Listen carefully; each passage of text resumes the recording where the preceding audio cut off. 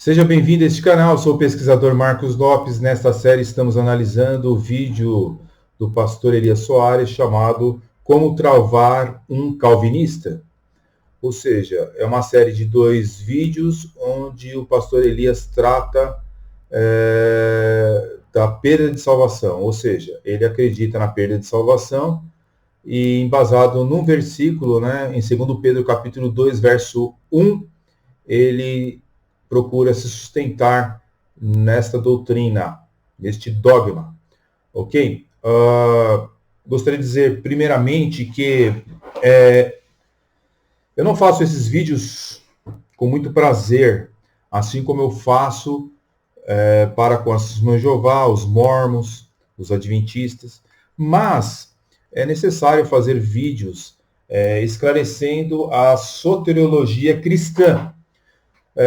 Vivemos uma era difícil e, infelizmente, muitos líderes evangélicos, eles acreditam que essa doutrina que foi apresentada e tirada das mãos de Roma, porque Roma tinha distorcido esta santa doutrina, não podia o cristão ter certeza de salvação dentro do catolicismo romano.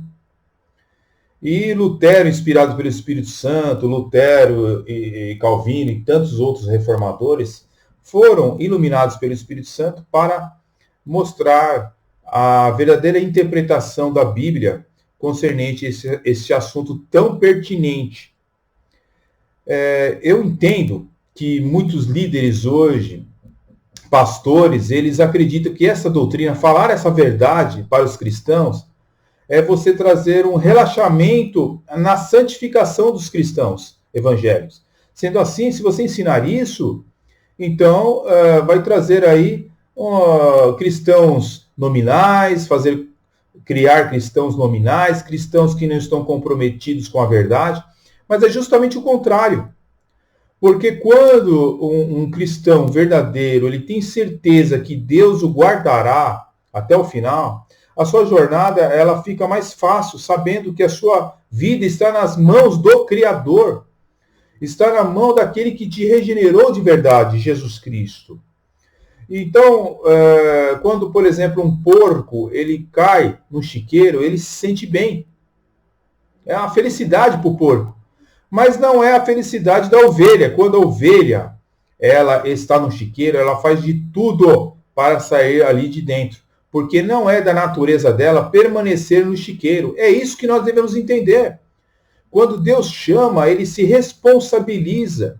E quando nós estamos falando, estamos nos referindo aos verdadeiros cristãos. Veja que a revista Obreiro, um periódico das Assembleias de Deus, número 36, tá? Ele diz aqui, na página 27, que o seguinte, está escrito o seguinte: finalmente, em quinto lugar, o arminianismo entende e sustenta à luz da Bíblia que o ser humano pode cair da graça, mas que tal coisa não é tão fácil de acontecer como se pensa. O próprio Arminius preferiu deixar em aberto esta questão, ou seja, indo totalmente contra o arminianismo verdadeiro, tá? Que Armínio não acreditava na queda de salvação, ele só admitia que existia textos difíceis nas Escrituras, que pareciam dar a entender que havia como um crente cair da graça. Mas ele esclarece isso em outras passagens, mostrando que o cristão verdadeiro não tem como cair da graça. Então, o próprio arminianismo hoje é um arminianismo distante de Jacó Arminius, ok? E eu entendo que isso acontece porque os pastores têm medo de trazer essa verdade bíblica para os seus membros, porque ele acha que vai haver um relaxamento, as pessoas vão começar a ficar relapsas, E muita gente quer explicar que essa doutrina foi a causadora da queda das igrejas na Europa. Mas não tem nada a ver uma coisa com outra. A Europa, queridos, ali foi o secularismo que invadiu a Europa. Foi o humanismo que invadiu a Europa. Foi a secularização que acabou com as igrejas na Europa. Não foi essa doutrina, porque a Bíblia, ela só conduz para o bem, para o correto, para o verdadeiro, e não para o erro. Ok? Então, quando a Bíblia diz em Filipenses, capítulo 1, por exemplo, verso 6, tendo por certo isto mesmo, que aquele que em vós começou a boa obra, a aperfeiçoará até o dia de Jesus Cristo. Aquele que começou a boa obra em você, cristão, ele há de terminar. E quando nós estamos falando esta afirmativa, é se referindo aos cristãos verdadeiros, aquele pelo qual é ovelha, pelo qual Jesus chamou, ok? Jesus Cristo é o seu mediador, ele está intercedendo por você. Eu não tenho forças por mim mesmo. Eu, Marcos Lopes, não tenho força por mim mesmo de ir até o fim, ok? Mas tem alguém que intercede por mim, que me dá forças, que faz com que eu persevere. Então a gente tem que entender essas coisas. Por outro lado, é claro que as ovelhas, elas podem se desgarrar do aprisco. Ok? Afinal de contas, por que existe pastor? É porque ovelhas que se perdem ali, fogem do aprisco. Né?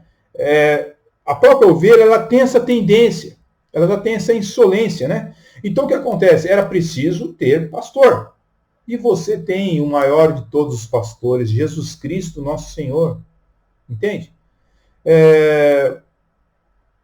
Nós temos que entender que tem um pastor nos protegendo, certo? Não é um lobo, é um pastor.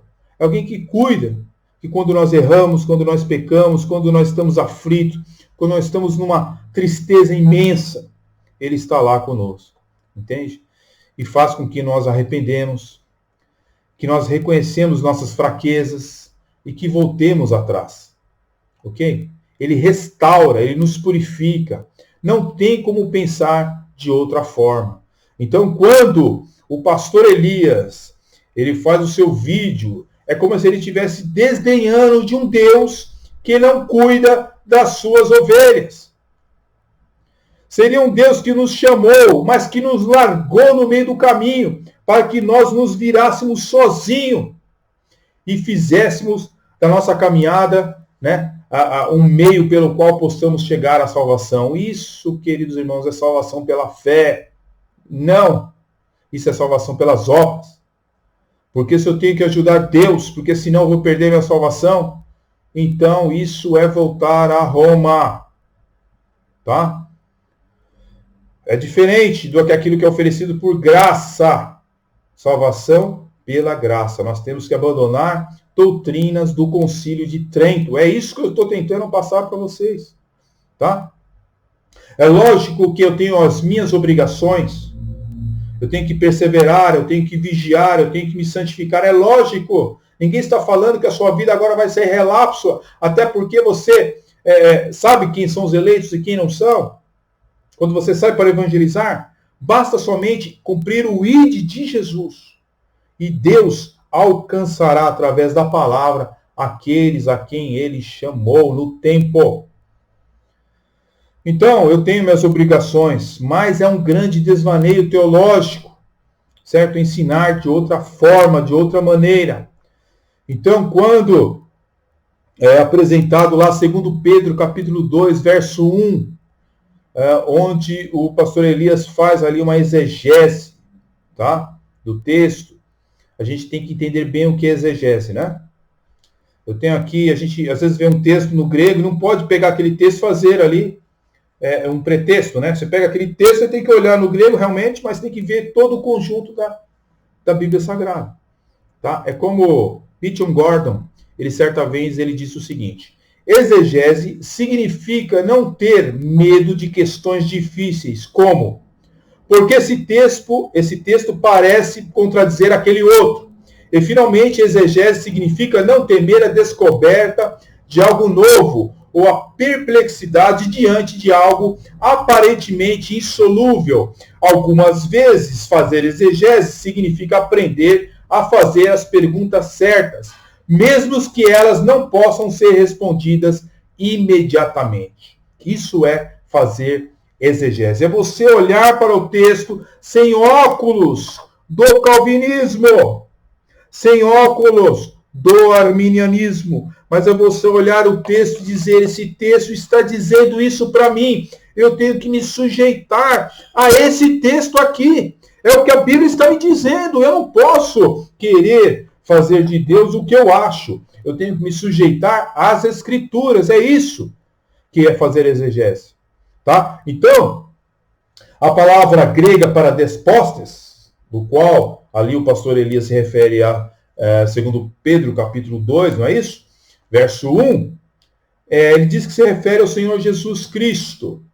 Mas nós devemos entender que toda vez que a gente vê aqui no Novo Testamento a palavra se referindo ao Senhor Jesus, seria a palavra no grego Kyrios, que é apresentada lá em 1 Pedro, capítulo 1, verso 8, verso 11, você vê lá em 2 Pedro, capítulo 3, verso 2, verso 18, está lá a palavra Kyrios. Mas nesta passagem aqui de 2 Pedro, capítulo 2, né, nós vemos ali apresentando a palavra despostes. Tudo indica que está se referindo ao Deus Pai, certo? Ao Deus Pai como Criador, né, conforme Atos capítulo 4, versículo 24.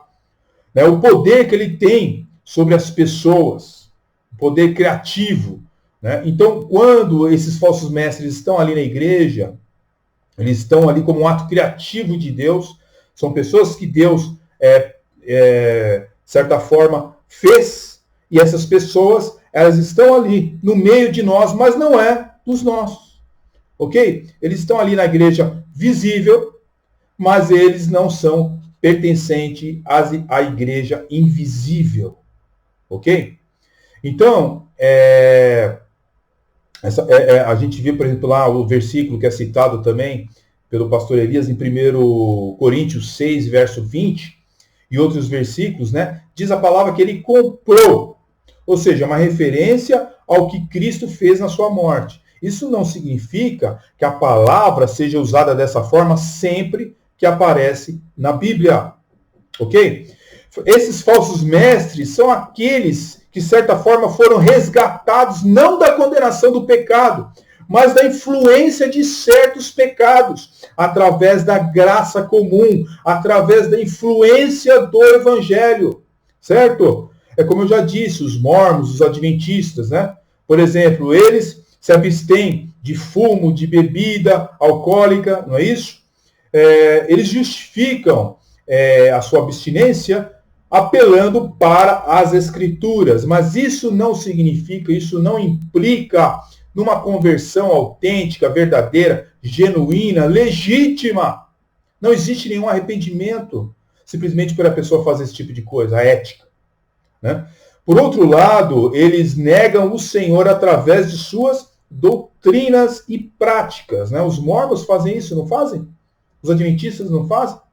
Os mormons não fazem, não ensinam Adão Deus. Então, eles negam a Deus com suas doutrinas. Assim como os adventistas ensinam que o diabo é corredentor dos homens, através dos seus ensinos. Então, quando diz a palavra lá, negarão o Senhor, é da mesma forma que é apresentado em Judas capítulo 4, versículo 13 e versículo 19.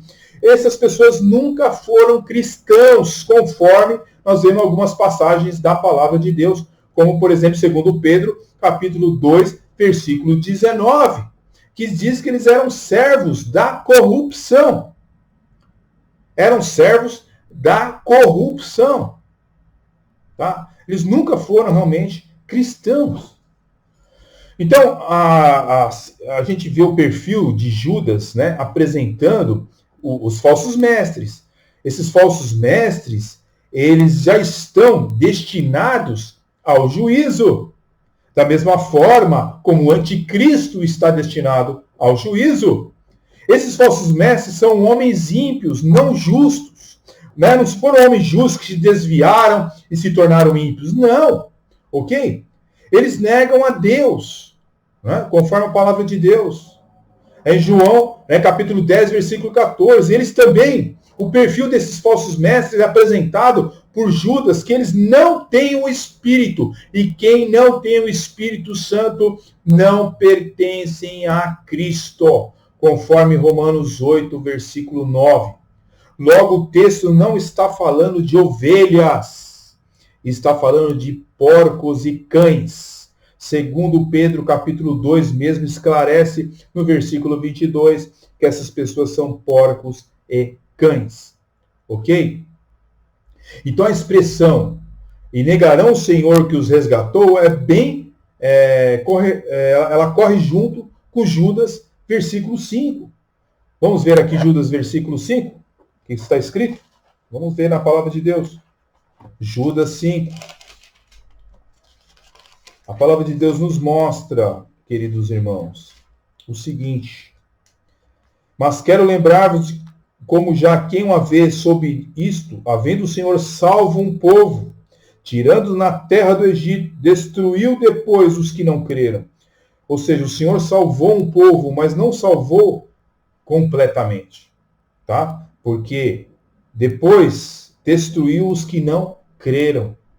Então, queridos irmãos, a expressão que o Senhor os resgatou, veja bem, o Senhor resgatou também ali, os judeus, ali na terra prometida. Só que praticamente não entraram quase ninguém, não é isso? Então, nós temos que entender essas palavras que é expressada na Bíblia. Salvou aqueles israelitas, está se referindo a um livramento material, como ocorreu com os judeus, certo? Libertados do Egito, embora salvos daquela escravidão, não eram verdadeiros cristãos, vamos dizer assim, verdadeiros crentes ali, os judeus, Então, eles pertenciam nominalmente ali a Israel, mas exteriormente somente, porque interiormente eles eram servos da desobediência, ok? Então, queridos, no próximo vídeo, o vídeo final, eu vou falar mais algumas coisas finais, apresentar alguns raciocínios finais, mas quero dizer para vocês que devemos entender a Bíblia como um todo. Isso é regra de hermenêutica, de interpretação, de exegese, e não somente nos prendermos em um versículo, senão nós podemos nos perder na interpretação das Escrituras. Deixe seus likes, seus comentários, ok? E até o próximo vídeo. Deus abençoe.